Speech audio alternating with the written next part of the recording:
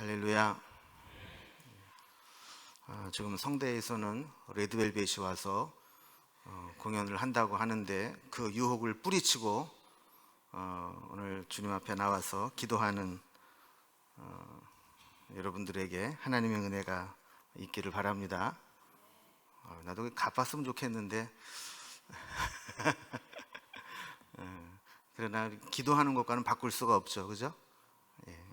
오늘 말씀을 함께 봅니다. 마가복음 5장 25절에서 34절까지 말씀입니다.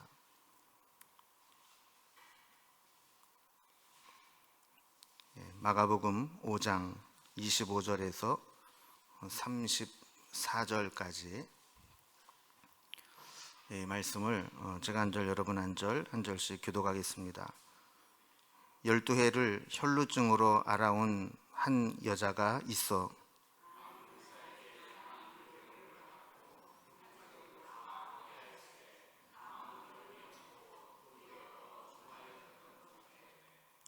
예수의 소문을 듣고 무리 가운데 끼어 뒤로 와서 그의 옷에 손을 대니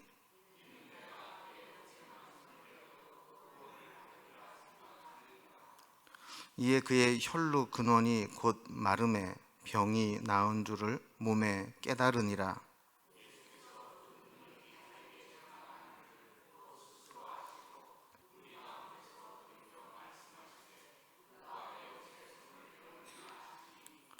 제자들이 여짜오되 무리가 애워싸 미는 것을 보시며 누가 내게 손을 대었느냐 물으시나이까 하되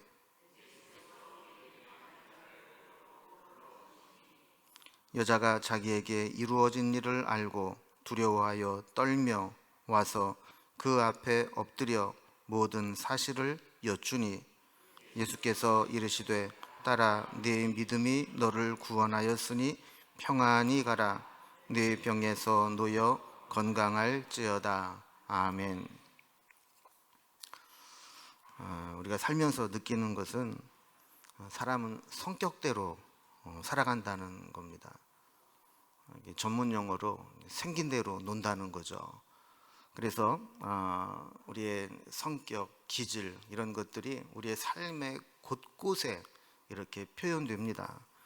의사 표현을 하는 것도 어떤 사람은 아주 적극적으로 또 직선적으로 하는 성격을 가진 사람이 있는가 하면 웬만해서는 드러내지 않고 수동적이고 또 겨우 의사 표현할 때에도 간접적으로 돌려서 하는 그런 성격을 가진 사람도 있습니다. 늘 이렇게 직선적이고 적극적으로 표현하는 사람들은 이 소극적이고 수동적인 사람을 보면 좀 답답하게 느껴집니다. 좀 말 좀 하고 살지. 저렇게 미련 곰퉁아리 같이 저렇게 혼자서만 그렇게 끙끙 앓고 있냐. 그래도 반대로 그걸 참고 기다리고 소극적으로 사는 사람은 막 직선적이고 막 직설적으로 이야기하는 사람들을 보면 야, 저 사람은 너무 매너도 없고 너무 자기밖에는 모르는 게 아니냐 이런 생각을 하기가 쉽습니다. 그런데 이제 세월이 지나고 한참을 이렇게 겪다 보면 사실은 그 표현 방식이 중요한 게 아니라 그 사람의 본심이 그 사람의 진심이 중요하다는 것을 느끼게 됩니다. 표현 방법이 직설적이든 아니면 소극적이든 그의 진심만 우리가 서로 통하게 된다면 표현하는 방식은 그리 큰 문제가 되지 않습니다. 제가 목회를 하면서 느끼는 것 중에 하나는 예수를 믿을 때에도 성격대로 믿는 경향이 강하다는 겁니다. 그러면 기도할 때도 보면 그렇잖아요. 어떤 사람은 막 주여를 부르고 막 소리를 지르고 기도를 해야 기도한 것 같은 사람이 있어요.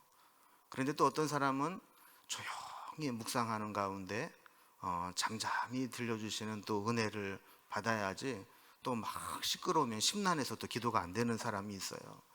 그러니까 이거는 뭐 어떤 게 좋은 기도다 이렇게 말할 수 있는 건 아니죠. 자기의 스타일대로 성격대로 이렇게 믿는 겁니다. 그런데 기도도 마찬가지입니다. 어떤 스타일로 기도하느냐 이게 중요한 게 아니고 하나님 앞에 우리의 진심이 어떠하냐, 우리가 기도할 때 믿음으로 기도하느냐 이게 중요한 거지 어떤 표현의 방식으로 기도하느냐, 이게 이제 중요한 게 아니라는 겁니다. 오늘 본문에도 보면 주님 앞에 나올 때 아주 소심하고 아주 소극적이고 아주 수동적으로 주님 앞에 나온 한 여인이 등장합니다. 여러분, 성경에 보면 자기의 문제를 가지고 예수님 앞에 나올 때 아주 적극적으로 나온 사람들이 있어요. 대부분은 그런 사람들이 하나님의 은혜, 주님의 기적을 체험합니다. 나병 환자들은 예수님 앞에 와서 무릎을 꿇고 기도했어요. 수로보니게 여인도 예수님의 발 아래 엎드려서 자기 딸에게 붙어있는 귀신을 쫓아내달라고 간구했어요. 심지어는 개 취급을 하더라도 개들도 주인의 상에서 떨어지는 부스러기를 먹지 않느냐고 막 간청하면서 예수님의 은혜를 구했어요. 어떤 맹인들은 예수님을 쫓아오면서 소리를 질렀어요. 사람들이 막 시끄럽다고 조용히 하라고 해도 오히려 더 소리를 지르면서 예수님에게 다윗의 자손 예수여, 나를 불쌍히 여기소서 하면서 기도했어요. 그런데 오늘 본문에 나오는 이 여인은 그렇게 하지를 못했어요. 그저 예수님 앞에 와서 사람들 틈속에 조용히 끼어 따라오다가 기껏 한다는 것이 예수님 가까이 가서는 예수님 옷자락을 슬쩍 만지는 거, 이것밖에는 할 수가 없었습니다. 이 여인이 다른 사람들처럼 당당하게 예수님께 나와서 공개적으로 적극적으로 구하지 못한 데는 이유가 있습니다. 혈루증이라고 하는 병 자체가 하혈 증세가 있는 거잖아요. 유출인데 생리적인 유출과 병리적인 유출이 있어요. 여자들은 이제 생리를 하면서 유출이 되는데 그런 종류가 아니라 말하자면 부인병이 온 겁니다. 이 부인병이 와서 시도 때도 없이 하혈을 하는 거예요. 그런데 구약의 레위기에 보면 이렇게 유출이 되는 현상은 부정하다고 규정을 했어요. 그럼 부정하게 되면 본인도 부정한 사람이 되고 그 사람을 접촉한 사람도 부정한 사람이 됩니다. 그러니까 마치 나병 환자처럼 이렇게 유출병이 있는 사람은 율법에 의해서 부정한 자라고 취급을 받기 때문에 자기만 아니라 자기에게 가까이 오는 사람에게도 자신의 부정함을 알리고 자기를 접촉하지 못하도록 해야만 했습니다. 그런 상황에 있는 여인이다 보니까 대중 앞에 나와서 당당하게 나 좀 고쳐달라고, 내가 지금 이런 병이라고 이렇게 말할 수 있는 상황이 아니었습니다. 만약에 이 여인이 사람들에게 나왔을 때 만약에 어떤 사람이라도 당신 유출병 있지 않느냐, 내가 당신 어느 병원에 가서 치료받으려고 하고 어느 의원을 찾아다니고 내가 봤는데 그 병 다 낫지도 않았는데 이렇게 사람들 많은데 오면 어떡하느냐, 이렇게 하게 될 경우에 사람들에게 몰매를 맞을 수도 있는 상황이었죠.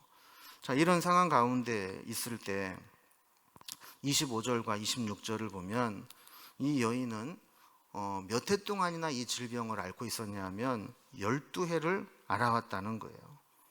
그리고 그 병을 고쳐보겠다고 용하다는 곳은 다 다니면서 돈과 가지고 있는 것을 다 허비했어요.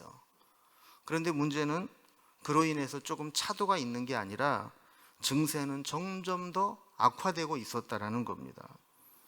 여러분, 12년 동안이나 병을 앓고 고치지 못하고 있다는 것은 그 병이 이제 만성이 됐다는 거예요. 고칠 수 있는 방법이 없다는 겁니다. 몸도 마음도 힘들고 지치게 되는 겁니다. 여러분, 사실 우리 인생의 문제들이 대부분 그렇지 않습니까? 어떤 문제들은 그냥 한 번 그냥 빡세게 힘들고 끝나는 것도 있지만 대부분은 우리가 문제가 생기면 이 문제로 인해서 오랫동안 그 문제로 인해서 고생을 해야 될 때가 있어요. 우리는 기도하면서 또 그 방법을 찾으면서 어떤 기대를 갖습니까? 언제쯤이면 이게 끝나겠지. 어떻게 하면 이게 해결이 되겠지. 이런 기대를 가지고 우리가 문제를 대하는데 우리를 정말 절망스럽게 만드는 게 뭐예요? 아무리 열심히 해도, 아무리 백방으로 방법을 구해도 그걸 해결할 길이 없다 그러면 그때 우리는 지치기 시작을 하는 겁니다. 그러니까 이 여인도 마찬가지였죠. 이런 여러 가지 이 혈루증으로 인한 몸도 상하고 사회적으로도 소외되고, 그리고 가지고 있는 것도 다 허비하고 가면 갈수록 낙심하게 되고, 이렇게 지치는 상황 가운데 있을 때 이 여인이 어떻게 했는가 하는 겁니다. 자, 그런데 이런 상황 가운데서 예수님이 자기가 있는 곳을 지나간다라는 소문을 듣게 됩니다. 그래서 27절에 보면 예수의 소문을 듣고 무리 가운데 끼어 뒤로 와서 그의 옷에 손을 대니 라고 했어요.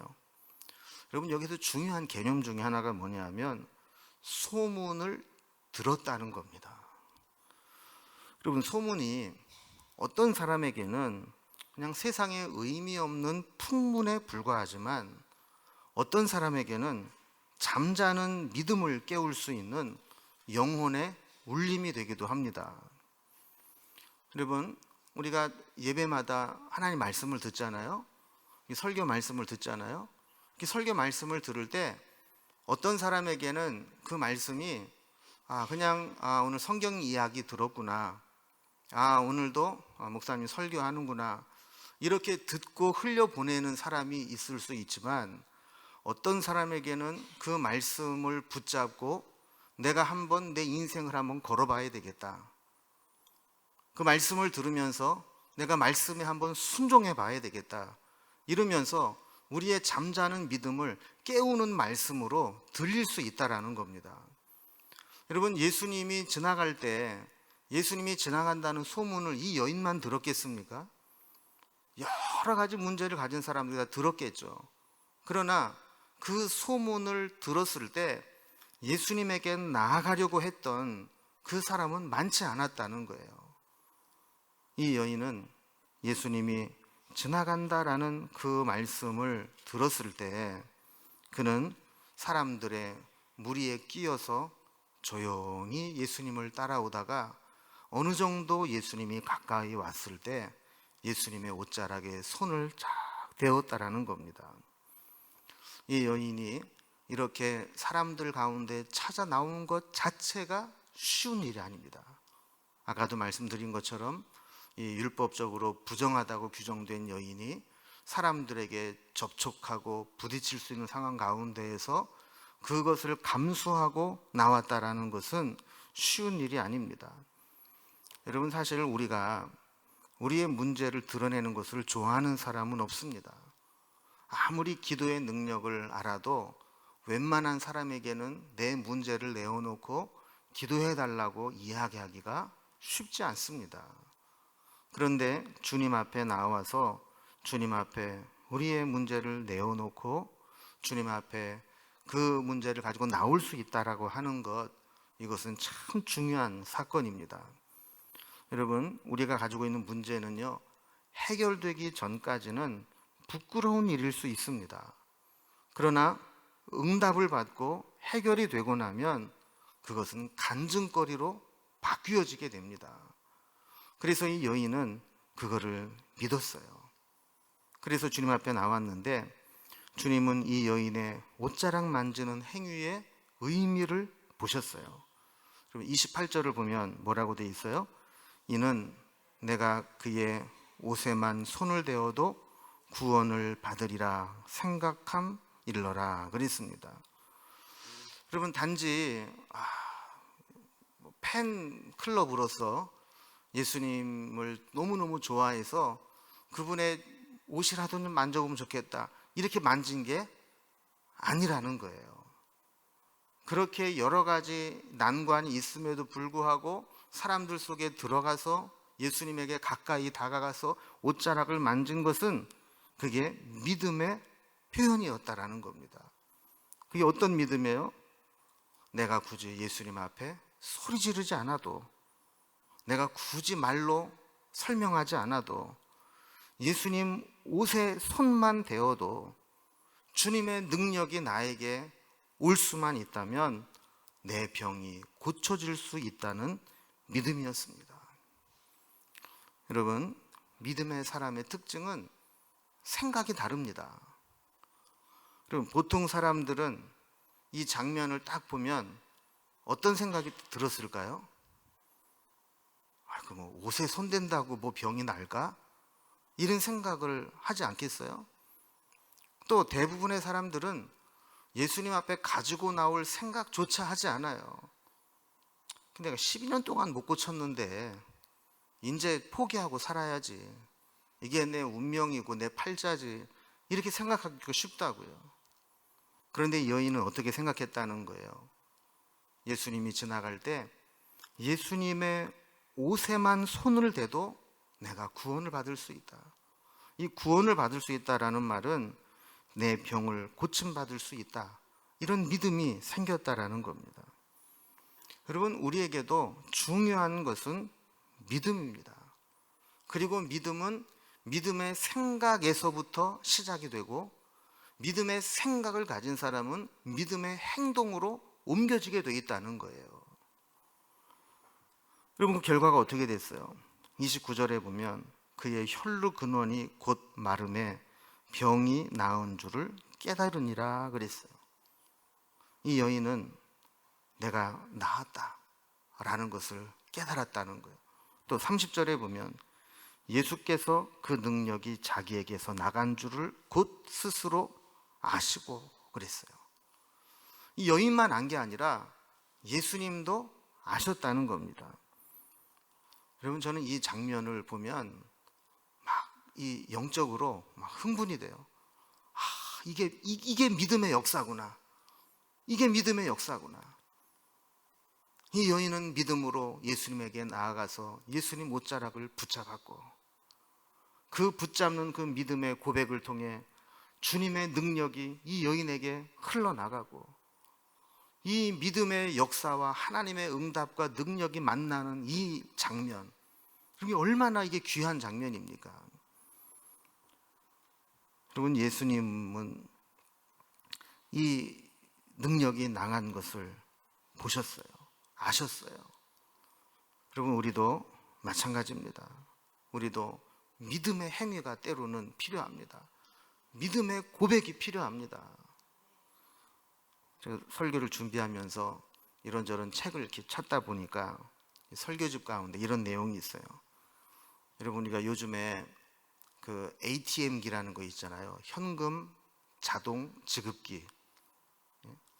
여러분, 여기에서 돈을 찾으려면 내 통장에 돈이 있어요. 그럼 어떻게 해야 이걸 찾을 수 있어요? 가가지고 돈 나와라 뚝딱 그러면 나옵니까? 그게 아니죠. 일단 카드를 넣고 금액을 넣고 찍고 비밀번호를 누르면 돈이 차차차차차차차차 해서 나오게 되잖아요. 이 책에서 뭐라고 비유를 했냐면, 카드를 넣는 것은 기도하는 거래요. 그리고 비밀번호를 누르는 것은 믿음이래요. 그러니까 여러분, 우리가 기도하는 것도 중요하지만 카드를 100번 다 넣어도 비밀번호를 안 누르면, 비밀번호가 틀리면 돈이 안 나오듯이, 우리가 어떤 행위를 해도 그 속에 믿음이 없으면 기적이, 능력이 나타나지 않는다는 겁니다.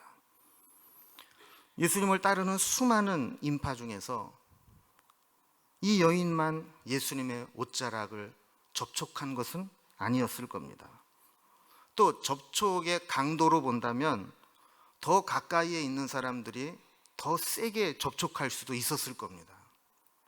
그러나 오직 이 여인에게만 기적의 능력이 나타났습니다. 왜 그랬을까요? 이 여인만 믿음으로 옷자락을 만졌기 때문입니다. 여러분, 믿음은 접촉입니다.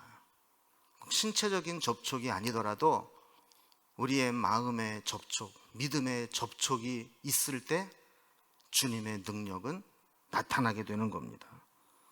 여러분, 아무리 예수님 주변에 오래 있어도, 아무리 교회를 오랫동안 왔다 갔다 있어도 우리 가운데 기적이 나타나지 않고 능력이 나타나지 않고 역사가 나타나지 않는다면 그것은 믿음으로 하지 않았기 때문입니다.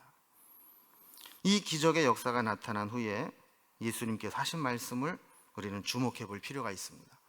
34절에 보면 예수께서 이르시되 딸아 내 믿음이 너를 구원하였으니 평안히 가라 내 병에서 놓여 건강할지어다 그랬습니다. 여러분 여기 보면 이 여인에게 기적을 만들어낸 것이 뭐라고 예수님 말씀하셨어요? 무엇이 너를 구원했다 그래요? 믿음이 너를 구원했다. 그 기도 응답의 핵심은 우리가 어떤 방식으로 기도하느냐가 아니라 믿음으로 기도하느냐, 믿음 없이 기도하느냐, 여기에 기도 응답의 핵심이 있다라는 거예요. 여러분 예수님께서 자기에게서 능력이 나가서 이 여인에게 치료의 기적이 일어났다라는 것을 아셨을 때 예수님은 그냥 지나가실 수 있었어요. 누군가가 또 그 여인이 내 옷자락을 만지고 병고침을 받았고 내 능력을 입었구나. 그리고 그냥 축복하고 갈 수도 있었어요. 그런데 예수님께서는 가던 길을 멈추시고 이 여인을 향해서 딸아 내 믿음이 너를 구원하였으니 평안히 가라 내 병에서 놓여 건강할지어다 라고 말씀해 주셨어요. 여러분 이것은 예수님께서 이 여인에게 믿음의 역사가 무엇인가를 깨우쳐 주기 위함이었습니다. 여러분 만약에 이 여인이 병고침을 받았어요. 그랬는데 예수님 그냥 아무 반응도 없이 지나가셨다면 시간이 지나면서 이 여인은 어떤 생각을 했을까요? 이게 참 살다 보니까 참 재수가 좋구나. 또 이게 때가 되니까 낫는구나. 이렇게 생각을 할 수도 있었을 거예요. 또 이게 어쩌다가 난 것이라면 또 어쩌다가 재발을 할 수도 있지 않겠나. 이런 불안한 마음이 계속해서 들 거예요. 그런데 예수님께서는 내 믿음이 너를 구원하였다. 평안히 가라. 네 병에서 놓여 건강할지어다. 하면서 분명하게 믿음의 결과가 어떠한 것인가를 보여주고 있었던 겁니다. 여러분 우리는 여기에서 우리의 믿음을 돌아볼 필요가 있습니다. 우리의 믿음은 믿음과 의심 사이를 왔다 갔다 할 때가 많습니다. 특히 12년 동안이나 우리의 문제가 해결되지 않았을 때 우리는 그 문제가 예수님 앞에 나온다고 해결될 수 있을까라는 생각을 하기가 쉽습니다. 그러나 이 여인이 12년 동안 해결되지 못했던 문제, 내가 가지고 있는 모든 것을 다 허비하고 내가 할 수 있는 모든 방법들을 다 동원해도 안 되었던 문제, 그 문제를 예수님 앞에 나와서 믿음으로 주님을 만지면 주님의 능력이 나에게 나타날 수 있다라고 하는 그 믿음을 갖게 될 때 이 여인에게 기적의 역사가 일어났던 겁니다. 저는 오늘 우리가 함께 기도하러 나와서 기도할 때 여러분 기왕 나와서 기도할 때 믿음으로 기도할 수 있기를 바랍니다.